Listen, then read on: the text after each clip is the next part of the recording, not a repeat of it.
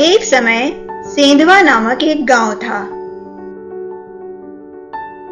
उस गांव में माखन दादा अपनी पत्नी कमली और पोती गुंजा के साथ रहा करते थे। माखन दादा के बेटा बहू शहर में रहा करते थे, किंतु एक दुर्घटना में उनकी मृत्यु हो जाने के बाद वे गुंजा को अपने साथ गांव ले आए। माखन दादा का एक छोटा सा खेत था जिसमें वे मक्का उगाया करते थे। फिर वे सारे मक्के गांव में बेच दिया करते थे।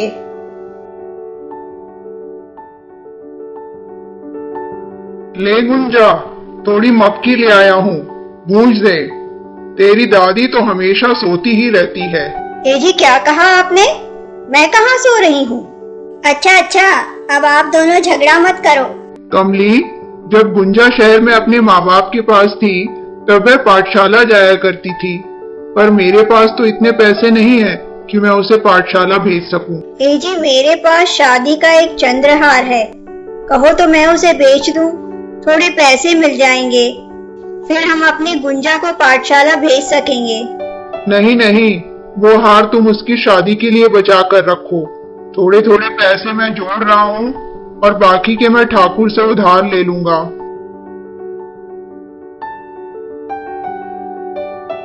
नमस्कार ठाकुर साहब, मुझे आपसे कुछ बात करनी थी। हाँ, क्या बोलना है? जल्दी बोलो, मेरे पास समय नहीं है। ठाकुर साहब, अगर थोड़े पैसे उधार दे देते तो मैं अपनी पोती को पाठशाला में डाल देता। पैसे तो मैं तुझे दे दूंगा, पर उसके बदले तुझे अपने खेत के कागजात गिरवी रखने होंगे। और हाँ, खेत में जो भी फसल होगी उसका आधा मुझे देना होगा। ठाकुर साहब, मेरा खेत तो बहुत छोटा है, अगर मैं आधी फसल आपको दे दूंगा तो मैं अपना घर कैसे चलाऊंगा? अगर मंजूर है तो बोल, वरना जा यहाँ से। माखन दादा कमली से सलाह मशवरा करते हैं और खेत के कागज ठाकुर के पास ले जाकर गिरवी रख देते हैं। अब जब भी फसल होती, ठाकुर के आदमी पहले ही आकर के आधी फसल ले जाते। आधी फसल होने से उनकी कमाई कम हो गई और अब उनके घर का खर्चा भी बड़ी मुश्किल से निकल पाता। गुंजा इन सब बातों से अनजान थी, क्योंकि दादा दादी ने ठाकुर के दिए हुए पैसों से गुंजा का दाखिला पाठशाला में करवा दिया था। दादा दादी ने गुंजा को कभी भी किसी चीज की कमी नहीं होने दी। ए बुढ़े, इस बार ठाकुर साहब ने कहा है कि हम सारी फसल लेकर जाएंगे, क्योंकि पिछली बार की फसल सारी खराब निकली। ठाकुर साहब, हम पर दया करो, सारी फसल ना ले जाओ, नहीं तो हम लोग भूखे मर जाएंगे। लेकिन ठाकुर का दिल नहीं पसीजता, वह माखन दादा को घर से निकाल देता है। इतने बड़े झटके से माखन दादा को बहुत आघात लगता है। उन्हें दिल का दौरा पड़ता है और उनकी मृत्यु हो जाती है।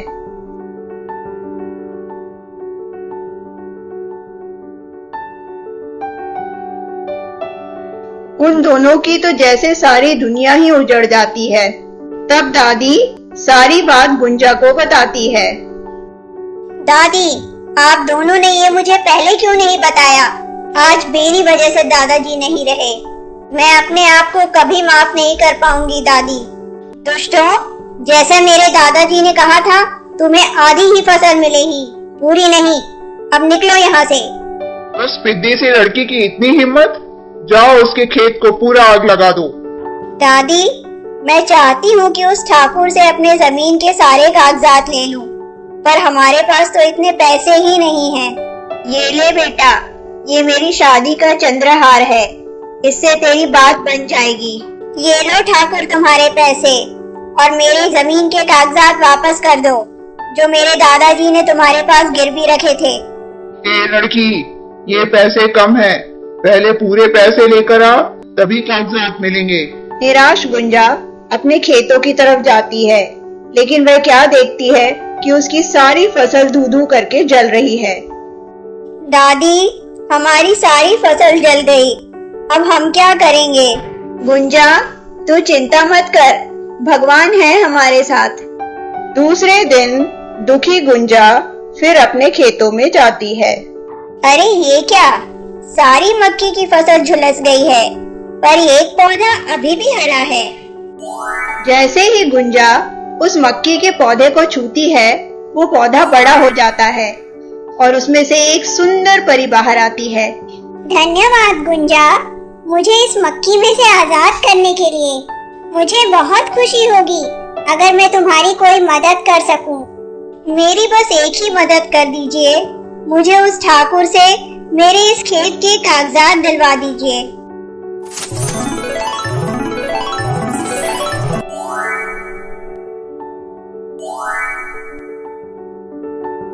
गुंजा, ये जादुई फ्रॉक और जादुई सैंडल है। जैसे ही तुम जादुई फ्रॉक को पहनोगी, तुम गायब हो जाओगी और जादुई सैंडल को पहनने से तुम उड़ने लगोगी।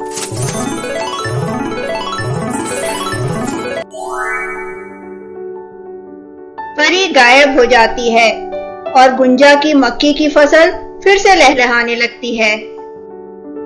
घर जाकर गुंजा सारी बात अपनी दादी को बताती है।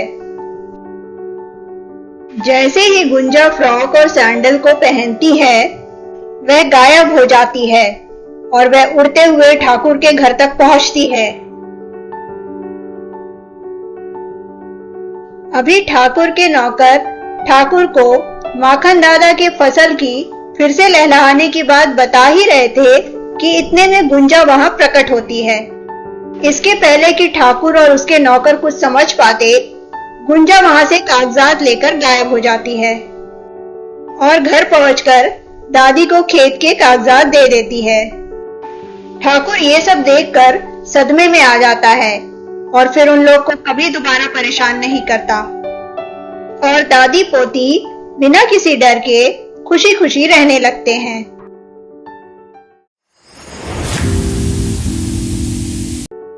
बहुत पुरानी बात है। देवपुर नाम का एक गांव था। उस गांव में चन्नी काकी अपनी नातिन कम्मो के साथ रहा करती थी।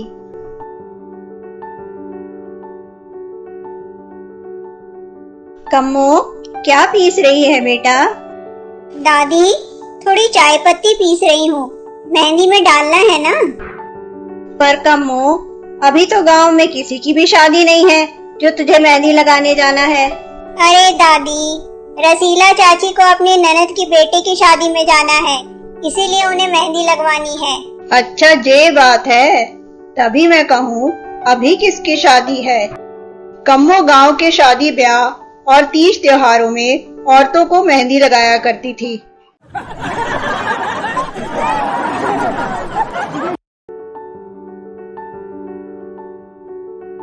आए लागो रसीला काकी। अरे भाई, किस बात की इतनी हंसी ठिठोली चल रही है? अरे कम्मो, आ गई तू? चल हम लोगों को मेहंदी लगा दे। कम्मो, जरा डिजाइनर मेहंदी लगाना, नहीं तो रसीला काकी की नाक कट जाएगी। रसीला काकी 4 लोगों को मेहंदी लगाई है और आपने इतने कम पैसे दिए हैं। अरे मेहंदी तो तूने अच्छी लगाई है, पर मेहंदी लगाने के ज्यादा पैसे कौन देता है? चल अब जा।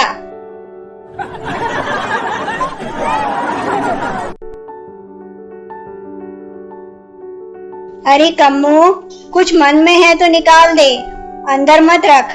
तब कम्मो सारी बात अपनी दादी को बताती है।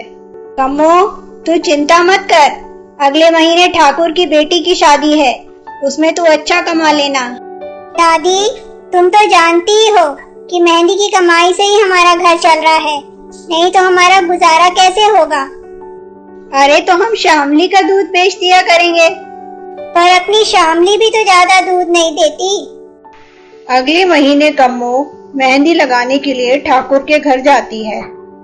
जी नमस्ते, मैं मेहंदी लगाने के लिए आई हूँ। रिया, पर तूने तो शहर से किसी मेहंदी वाली को बुलाया है ना? तुम कौन? मैंने तो तुम्हें नहीं बुलाया। मैडम जी, गांव में जो भी शादियाँ होती हैं, मेहंदी मैं ही लगाती हूँ। मेरा नाम कम्मू है। राम सिंह, इस लड़की को बाहर निकालो, इसे अंदर किसने आने दिया? रोते रोते कम्मो बहुत दूर निकल आती है। बेटी, कहाँ जा रही हो? क्यों रो रही हो? क्या दुख है तुम्हें? मुझे भी बताओ।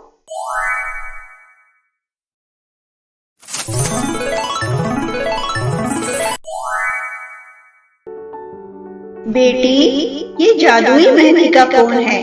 मुझे पता है तुम्हें मेहंदी लगाने का बहुत शौक है।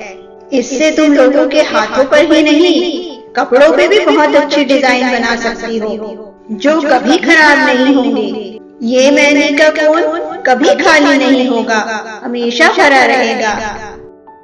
कम्मो मेहंदी का कोन लेकर खुशी खुशी घर जाती है। अरे देखो दादी, मुझे जादुई मेहंदी का कोन मिला, जिससे मैं हाथों पर ही नहीं कपड़ों पर भी डिजाइन बना सकती हूँ। फिर कम्मो सारी बात अपनी दादी को बताती है।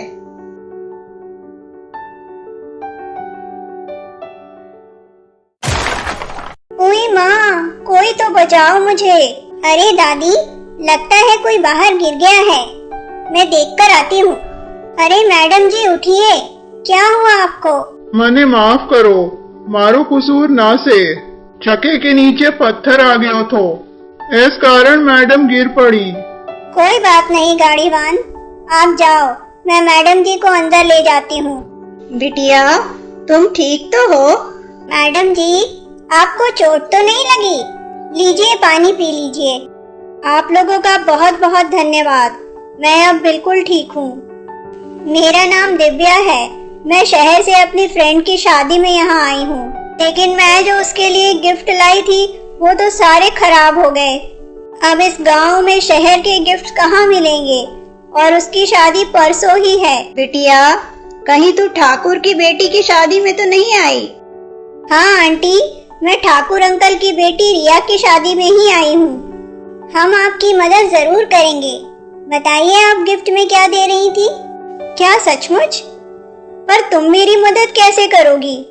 उसमें तो एक बहुत हैवी लहंगा था और एक बहुत हैवी साड़ी थी, बाकी सारे स्वीट्स थे। क्या इस गांव में इतना महंगा लहंगा और इतनी महंगी साड़ी मिलेगी? मैडम जी, हमारे गांव में लहंगा तो नहीं मिलेगा, पर लहंगे के लिए अच्छा कपड़ा जरूर मिल जाएगा, और हाँ, एक सुंदर साड़ी भी मिल जाएगी। मेरी दादी बहुत अच्छी सिलाई जानती है, वो आपके लिए एक अच्छा लहंगा सिल देगी। दिव्या सोच में पड़ जाती है, फिर हाँ कह देती है। कम्मो बाजार जाकर सुंदर सा कपड़ा लेकर आती है। ये लो दादी, सफेद रंग का एक सुंदर सा लहंगा सी दो। अरे भला शादी में भी कोई सफेद रंग का लहंगा देता है? मैडम जी, ये सब आप मुझ पर छोड़ दो, मैं आपको दोनों लहंगा और साड़ी बहुत सुंदर बना कर दूंगी। दोनों दादी और कम्मो अपना अपना काम शुरू कर देती हैं। दिव्या की नींद लग जाती है। जैसे ही दिव्या की आंख खुलती है, वो चौंक जाती है। अरे इतनी सुंदर लहंगा और साड़ी किसने बनाई? कम्मो, ये इतना सुंदर लहंगा और साड़ी किसने बनाया है? इसकी डिजाइन तो देखो कितनी सुंदर है। अरे ये सब तो मेरे कम्मो के हुनर और जादुई मेहंदी का कमाल है। कम्मो दिव्या के हाथ में खूब सुंदर सी मेहंदी लगाकर उसे विदा करती है। दिव्या ठाकुर की हवेली में पहुंचती है।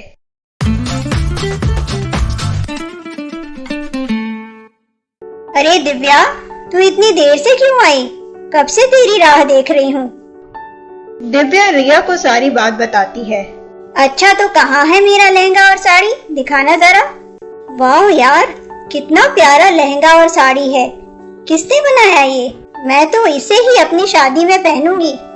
चल यार, मुझे भी उस मेहंदी वाली से मिला, मुझे भी उससे मेहंदी लगवानी है। दिव्या कम्मो को हवेली में बुलवा लेती है। ए लड़की, तुम फिर यहाँ आ गई? रिया, यही तो है वो मेहंदी वाली जिसने लहंगा और साड़ी बनाई है। हैं? वो तुम हो? मुझे माफ कर दो, मुझे नहीं पता था कि तुम इतनी अच्छी मेहंदी लगाती हो। कम्मो रिया के हाथ और पैरों में उसी जादुई मेहंदी से खूब सुंदर मेहंदी लगाती है। रिया वही लहंगा पहनकर शादी करती है। जब लोगों को कम्मो के इस हुनर के बारे में पता चलता है, तो उसके घर के आगे भीड़ लग जाती है। कम्मो की खूब अच्छी कमाई होती है, जिससे वह एक बड़ा घर ले लेती है। कम्मल लोगों को मेहंदी लगाने के साथ साथ उनके कपड़ों में भी मेहंदी की डिजाइन बनाकर देने लगी और इस तरह जादुई मेहंदी की मदद से उन दोनों का जीवन खुशहाल हो गया। नमस्ते दोस्तों, मेरा नाम है सोनिया। कहानियाँ हमारे जीवन का आईना होती हैं, जिससे हम बहुत कुछ अच्छा सीख सकते हैं। अगर आपको मेरे चैनल माय टेल टून की कोई भी कहानियाँ अच्छी लगती हैं, तो प्लीज़ प्लीज़ प्लीज़ मेरे चैनल को ज़रूर सब्सक्राइब करें। और भी बहुत अच्छी कहानियाँ मिलेंगी आगे। धन्यवाद।